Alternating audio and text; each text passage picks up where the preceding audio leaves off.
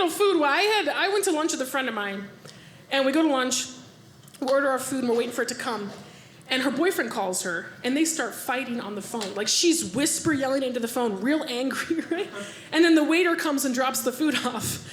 And she hangs up the phone, and she pushes her food away. And she goes, you know how you just get so angry you can't eat?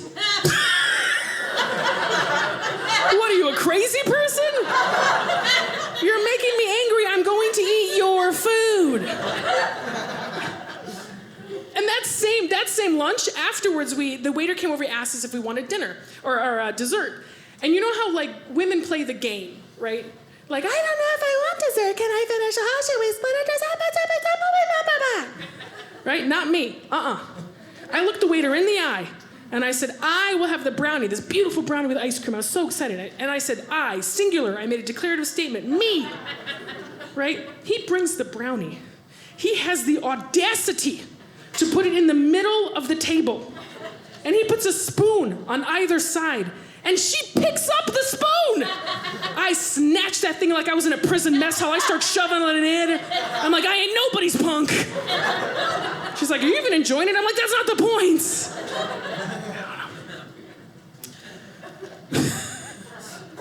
I had a wake-up call. I had a wake-up call. My husband and I order pizza by our house. We have this pizza place.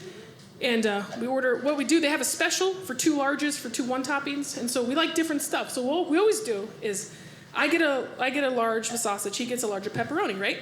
And then so we each, on Sunday nights, and we each eat our half, and then we put the other half in the fridge for the next day. We do it all the time. So one Sunday, we each eat our half, we put our stuff away. And then the next day, he goes to work, and I'm home alone.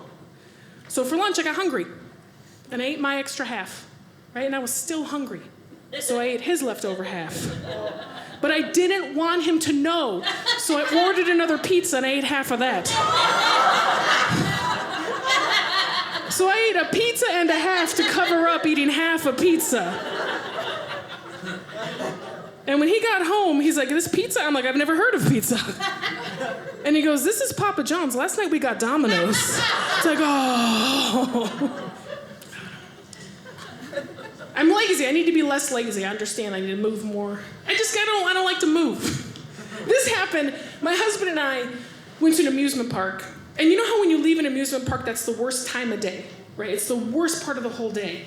Is when you're leaving, you're hot, you're sweaty, you hate everyone, right? Your car is 6,000 miles away in Giraffe 7. Right?